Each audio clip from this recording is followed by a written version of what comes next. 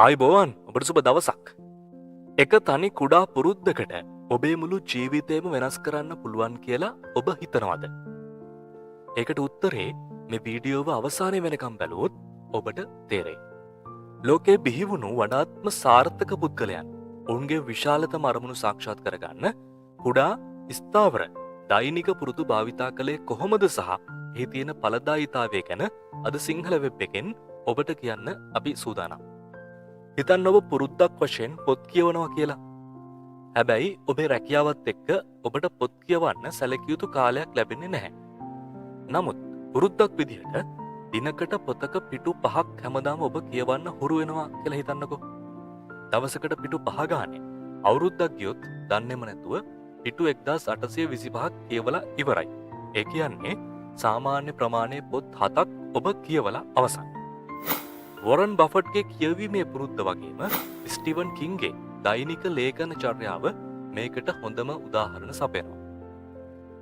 මේ තියෙන විශේෂම දේ තමයි විශාල වෙනස්කම් කරන්නට අපේ ශරීරය දක්වන විරෝධය කුඩා පුරුදු වෙනස් කිරීමේදී ඇති නොවීම සහ ඒ වගේ පුරුදු දිනපතා නොනවත්වාම කරගෙන යාම පහසු වීම.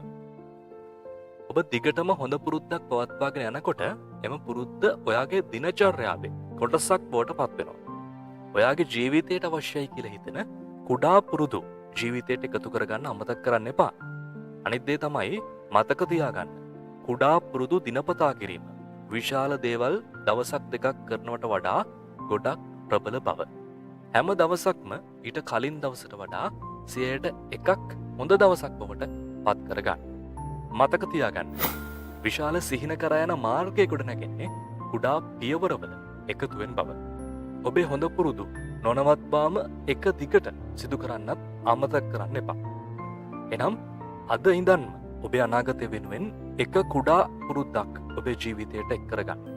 ඒ වගේම මේ වගේ වීඩියෝ බලන්න කැමති ඔයාගේ යාළුවන්ටත් මේ වීඩියෝ එක ෂෙයා කරන්නත් අමතක කරන්න එපා. වීඩියෝ එක හොඳ නම් ලයික් කරන්න. ඒ වගේම සිංහල වෙබ් එක අපේ YouTube channel එක subscribe කරන්නත් අමතක කරන්න එපා. එනම් අදට ගිහින් එන්නම්. ඔබට සුබ දවසක්. ජය වේවා.